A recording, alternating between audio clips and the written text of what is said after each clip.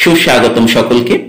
আমরা কলিকাতা বিশ্ববিদ্যালয়ের বাংলা অনার্সের স্কিল এনহান্সমেন্ট কোর্স SEC2 এখানে পূর্বে অনুবাদ কি বা অনুবাদ কাকে বলে এবং অনুবাদের বৈশিষ্ট্য বা একজন অনুবাদকের কি কি গুণ থাকা উচিত সেই সম্পর্কে আলোচনা করেছি। আজকের এই পর্বে আমরা মূলত অনুবাদ সম্পর্কে আলোচনা করতে গিয়ে দেখব অনুবাদের প্রয়োজনীয়তা কি এবং অনুবাদকে কয় ভাগে ভাগ করা যায় বা অনুবাদের শ্রেণী বিভাগ। যারা পূর্ববর্তী আলোচনা দেখনি তারা অবশ্যই এই ভিডিওর শেষে অন স্ক্রিনে কিংবা ডেসক্রিপশন বক্সে থাকা ভিডিও লিংক থেকে পূর্ববর্তী সেই আলোচনাটি দেখে নিতে পারবে। চলো তাহলে শুরু করা যাক। আজকে যে বিষয়টি নিয়ে আলোচনা করব অনুবাদের প্রয়োজনীয়তা। জ্ঞান বিস্তারে অনুবাদের প্রয়োজনীয়তা অপরিসীম। এখানে আমি বেশ কয়েকটি পয়েন্ট করেছি, যেমন প্রথমত কোনো এক ভাষায় উপস্থাপিত বক্তব্য, ভাব, বিষয়, তথ্য, সত্য বা সাহিত্য যদি অন্য ভাষাভাষী মানুষের কাছেও প্রয়োজনীয়, গ্রহণযোগ্য ও আস্বাদনীয় হয় বা উপকারে লাগে বলে মনে হয়, তা অন্য ভাষাভাষী মানুষের গ্রহণযোগ্য করতেই এই ভাষান্তরের বা অনুবাদের প্রয়োজন হয়। 2.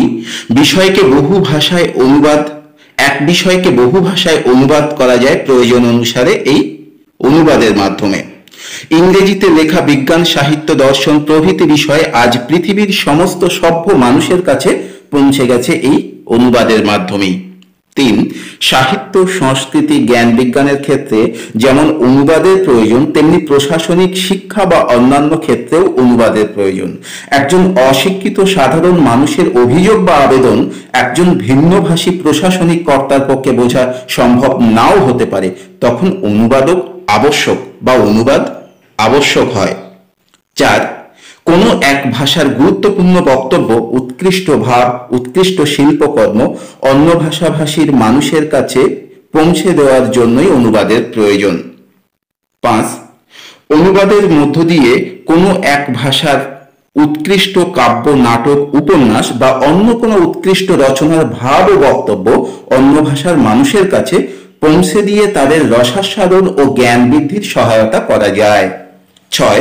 বিভিন্ন ভাষার মূল্যবান বহু গ্রন্থ যেমন বাংলা ভাষায় অনুদিত হচ্ছে, তেমনি বাংলা ভাষায় রচিত মূল্যবান গ্রন্থগুলিও বিভিন্ন ভাষায় অনুদিত হচ্ছে। অনুবাদের মধ্য দিয়েই মানুষ সহজেই অন্যান্য ভাষার সাহিত্য, সংস্কৃতির পরিচয় জানতে পারছে বা অন্যান্য সাহিত্য সংস্কৃতির সঙ্গে পরিচিত হতে পারছে। 7. অনুবাদের সাহায্যেই পৃথিবীর বিজ্ঞান, সাহিত্য, সংস্কৃতি, শিল্পকলা সম্পর্কে সাধারণ পাঠক জ্ঞান লাভ করতে পারে। এবারে আমরা দেখব অনুবাদকে কয়টি ভাগে ভাগ করা যায় বা অনুবাদের শ্রেণী বিভাগ। অনুবাদকে আমরা দুটি ভাগে ভাগ করতে পারি, আক্ষরিক অনুবাদ এবং ভাবানুবাদ। আক্ষরিক অনুবাদ কাকে বলে? মূল ভাষার প্রতিটি শব্দের প্রতিশব্দ ব্যবহার করে যে অনুবাদ করা হয় তাকে আক্ষরিক অনুবাদ বলা হয়। আক্ষরিক অনুবাদে ভাবার্থের দিকে দৃষ্টি দেওয়া হয় না। সেই অর্থে আক্ষরিক অনুবাদের কিছু বৈশিষ্ট্য রয়েছে। আক্ষরিক অনুবাদের বৈশিষ্ট্য হলো আক্ষরিক অনুবাদে প্রতিটি শব্দের প্রতিটি বাক্যের হুবহু অনুবাদ করা হয়। আক্ষরিক অনুবাদ নিকৃষ্ট বলে গণ্য হয়। 3. দাপ্তরিক বা আইনি কাজকর্মে আক্ষরিক অনুবাদের কিছু উপযোগিতা আছে। 4. আক্ষরিক অনুবাদে ভাষা সাবলীল হয় না। 5. আক্ষরিক অনুবাদে বাক্যের সরলার্থ ছাড়া গূঢ় অর্থ প্রকাশিত হয় না। 6. প্রবাদ, প্রবচন ও বিশিষ্ট বাক্যের আক্ষরিক অনুবাদ সম্ভব নয়, যেমন it has been raining cats and dogs. বাক্যটিকে যদি আক্ষরিকভাবে অনুবাদ করি, বিড়াল, কুকুর, বৃষ্টি হচ্ছে, অনুবাদ করা এভাবে অনুবাদ করা হয়, তবে তা হবে আক্ষরিক অনুবাদ। কিন্তু এই অনুবাদকে আক্ষরিক অনুবাদ করা উচিত নয়। ম্যানি ম্যান ম্যানি মাইন্ড এই বাক্যের অর্থ যদি করা হয় অনেক মানুষ, অনেক মন, তাহলে তাকে আক্ষরিক অনুবাদ বলা হয়। কিন্তু এই আক্ষরিক অনুবাদ আর ভাবানুবাদের মধ্যে কিছু পার্থক্য রয়েছে, সেটা জেনে নেওয়ার আগে দেখে নেব যে ভাবানুবাদ কাকে বলে। ভাবানুবাদ কথার অর্থ হলো ভাব অনুসারে অনুবাদ, ভাব যোগ অনুবাদ। যে অনুবাদ করার জন্য মূল রচনার প্রতিটি শব্দ, প্রতিটি বাক্যের হুবহু অনুবাদ করা হয় না।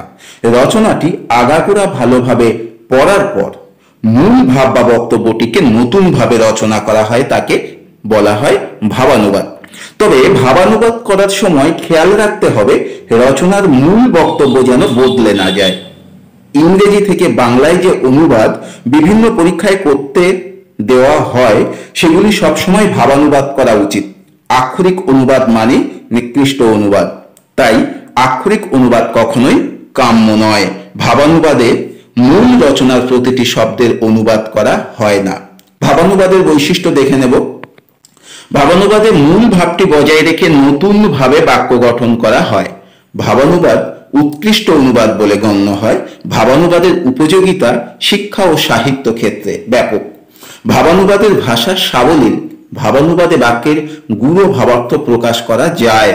ভাবানুবাদ যে কোনো বাক্যেরই করা যায়। যেমন আমি আক্ষরিক অনুবাদ করেছিলাম, এখানে আরো একটি উদাহরণ রয়েছে, ম্যানি ম্যান ম্যানি মাইন্ড।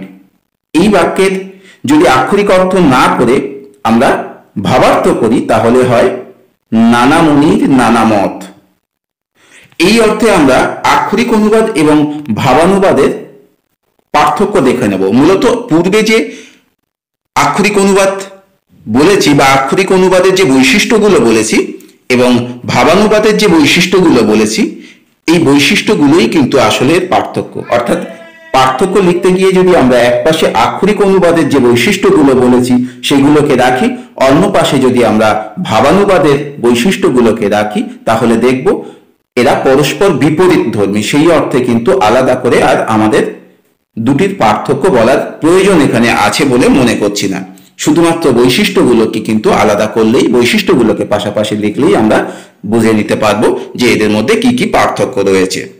এই ছিল অনুবাদ সম্পর্কিত সংক্ষিপ্ত আলোচনা। যদি আলোচনাটি ভালো লেগে থাকে তাহলে অবশ্যই লাইক, কমেন্ট এবং শেয়ার করার অনুরোধ থাকলো। চ্যানেলে নতুন হলে চ্যানেলটিকে সাবস্ক্রাইব করে অল নোটিফিকেশন অন করে সঙ্গে থাকার অনুরোধ রইল। আজকের আলোচনা এখানেই সমাপ্ত করছি। ধন্যবাদ সকলকে।